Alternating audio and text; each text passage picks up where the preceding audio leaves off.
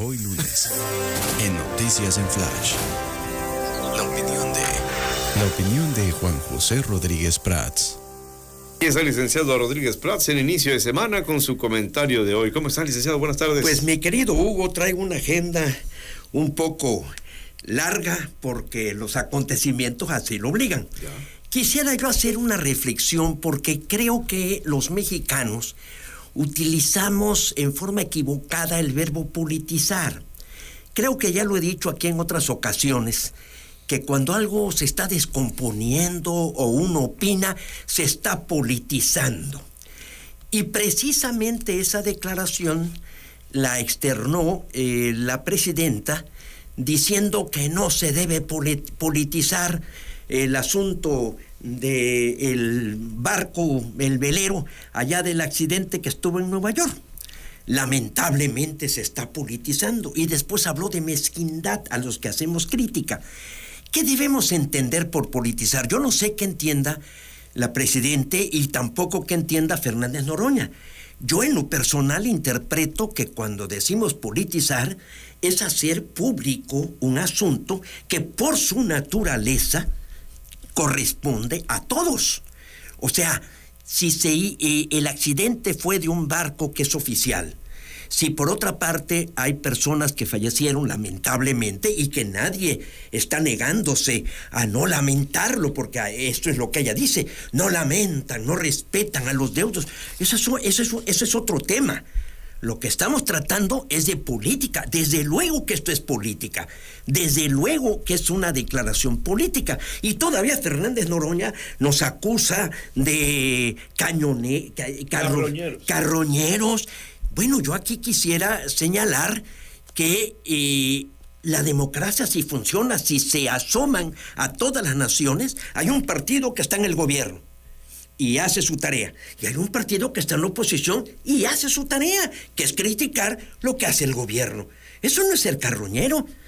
O sea, eso es cumplir la función que se le corresponde a cada partido en la democracia. Y eso lo han hecho todo mundo. O sea, recordemos aquí que Andrés Manuel recorrió Tabasco diciendo que no se pagará la luz por el fraude electoral.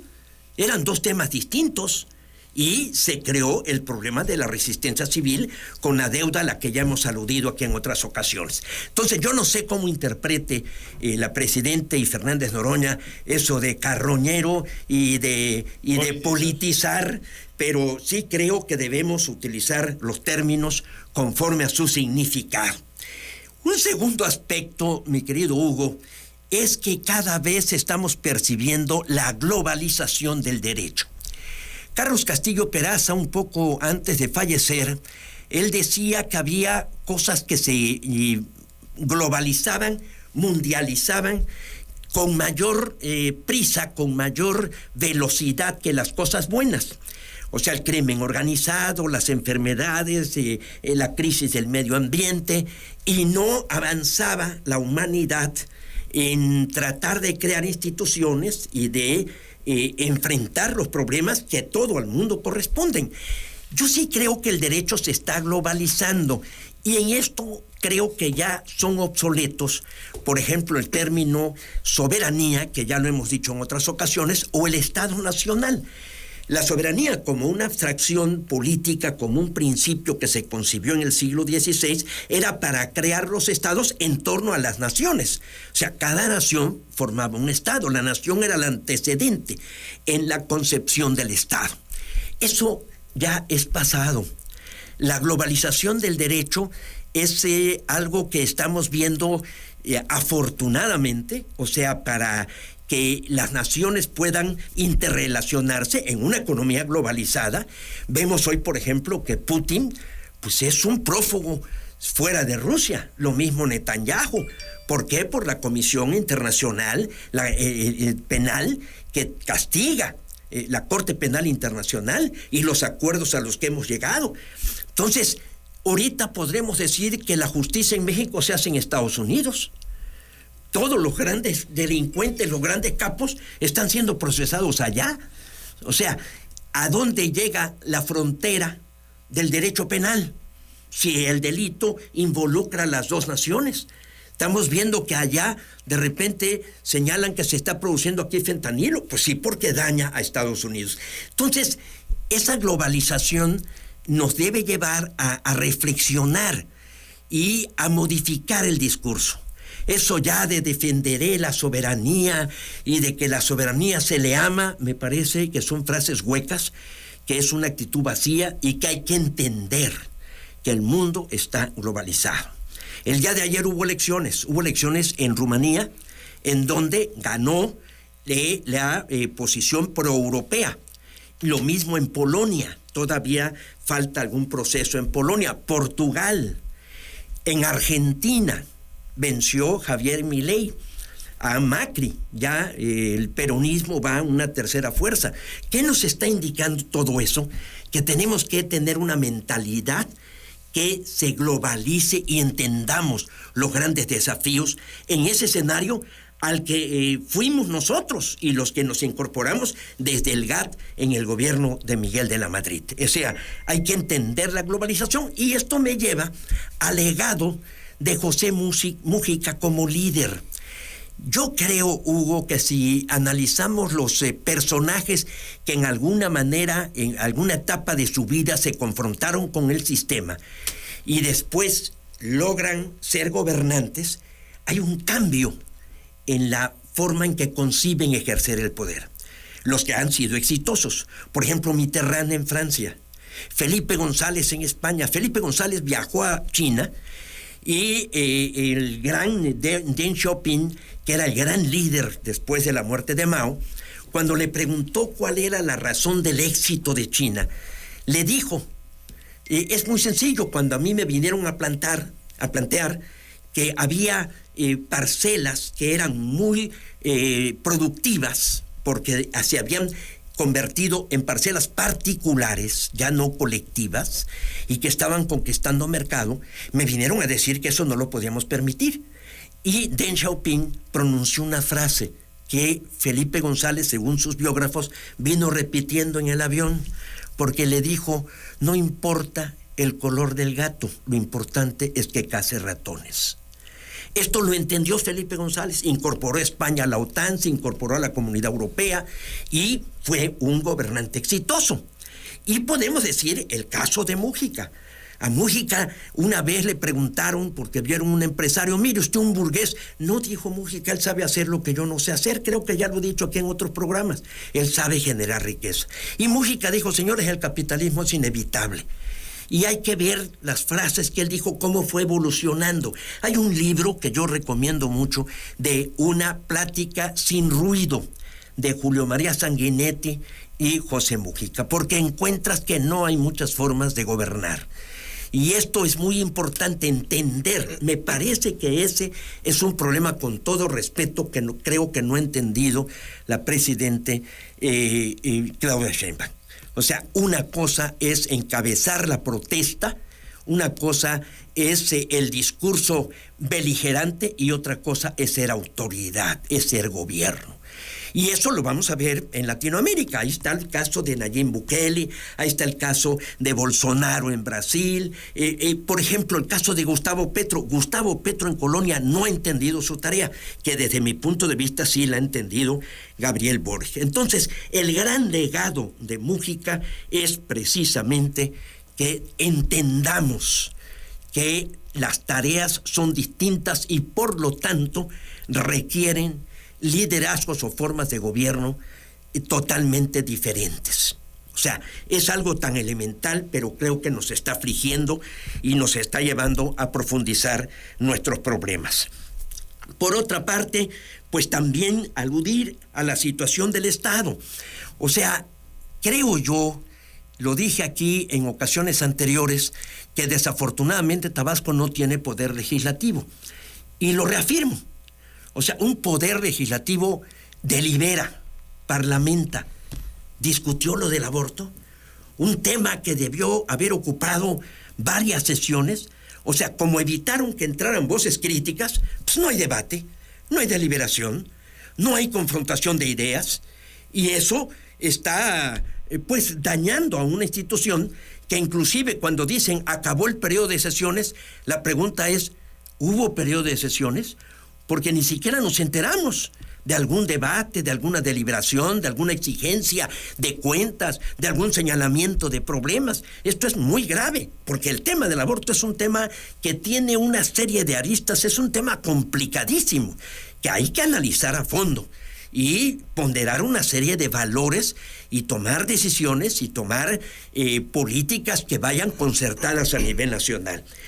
Por último, mi estimado Hugo, espero que todavía tengas paciencia para escucharme, pero por último, de lo que sí sucedió en el barco Cuauhtémoc allá en Estados Unidos, es un llamado al voto y un apoyo a Morena. Aquí la presidenta ha declarado que eso fue porque se subieron al barco y ni se dieron cuenta. Yo sinceramente eso no lo creo. O sea, eso se hizo con la autorización de los que dirigen el barco, los que están en el barco. Y definitivamente yo sí creo que eso viola en forma clara el artículo 96, que prohíbe a los partidos promover a los candidatos o apoyar a los candidatos en el proceso de la elección del Poder Judicial. Hoy hay 2 artículos, Hugo, y recomiendo mucho su lectura, verdaderamente muy bien sustentados en el periódico Reforma, Jesús Silva Herzog y Denise Dresser. Los 2 artículos están hablando de los estropicios, los verdaderos fallas, las equivocaciones que se han hecho para culminar esta reforma, que sería el desmantelamiento del Poder Judicial. Y entraríamos en un proceso total de anarquía a partir del 1 de junio. Entonces, hoy sí creo que con esto y sobre todo esta actitud, creo que debe intervenir el Instituto Nacional Electoral y el Tribunal Federal Electoral para anular este proceso. Definitivamente es una farsa a la que no nos debemos prestar y es algo que va a tener desastrosos resultados. Oiga, licenciado, ahorita que habla de anular, ¿se habrá previsto, y es pregunta, no sé, alguna condicionante para eso? Y yo vengo a esto. Han dicho que se espera una participación baja, por no decir paupérrima.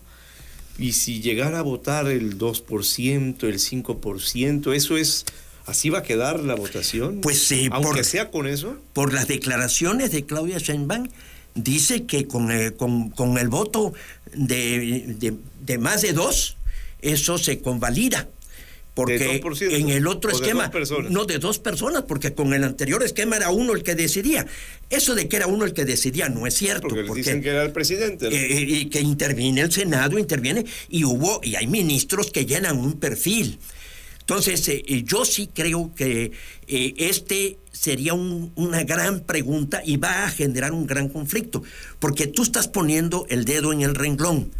O sea, si estamos hablando de democracia, si estamos hablando de participación ciudadana y no se alcanza el 50+1, que esa es la regla de oro de la democracia, cuando hay una clara mayoría.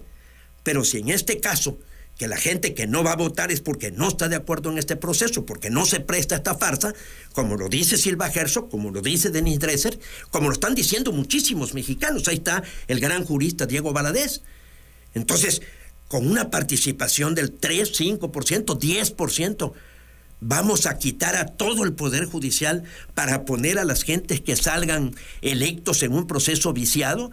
Me parece que es una decisión tremendamente atrevida, audaz, inmoral, antijurídica y que va a ocasionar conflictos enormes. Se está convocando a manifestaciones a partir del 1 de junio. La presidenta tiene el conflicto con los maestros. Está la situación de la lista que va a salir en Estados Unidos, de la cual ya todo el mundo habla, de que están implicados altos personajes de la burocracia mexicana.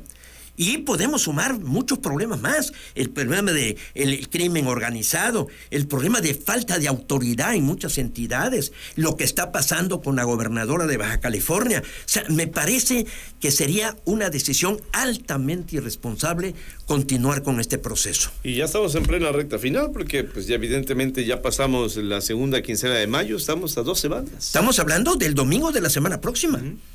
Entonces, sí, es sumamente grave.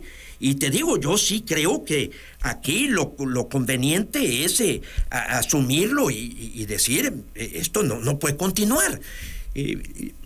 Inclusive organismos internacionales, porque ya están habiendo organismos internacionales que lo están señalando. Viene la negociación del Tratado de Libre Comercio. Ahí hay cláusulas directas de que haya autoridades confiables y la independencia del Poder Judicial. Entonces están jugando con fuego que sinceramente en el otro platillo yo no veo una razón de peso para continuar. O sea, no percibo que haya buena fe, no percibo que haya una intención sana y honesta de verdaderamente limpiar de corrupción el Poder Judicial mediante este método. Y esto está además lesionando derechos humanos, lesionando a los trabajadores del Poder Judicial. Por eso yo sí creo, ojalá y la Presidente pueda poner un sello. Hace mucho tiempo, Hugo, se escribió un libro, un ensayo, que tuvo mucha repercusión, que se llamaba El estilo personal de gobierno. Lo escribió Daniel Cosío Villegas y se refería a Luis Echeverría. Y decía que en México es tan importante el presidencialismo que cada titular le pone un sello. Y habla de cómo han gobernado los presidentes. Me parece que el sello que puso Andrés Manuel, hay como que la idea de que no se pueden salir de ese cartabón, de ese modelo. O sea, él decidió no irse a vivir a Los Pinos. Ella no se va a vivir a Los Pinos, con todo y que sería muy sano que ocupara esas instalaciones. El vender el avión, el desaparecer aparentemente el Estado Mayor Presidencial. El Estado Mayor Presidencial sigue funcionando.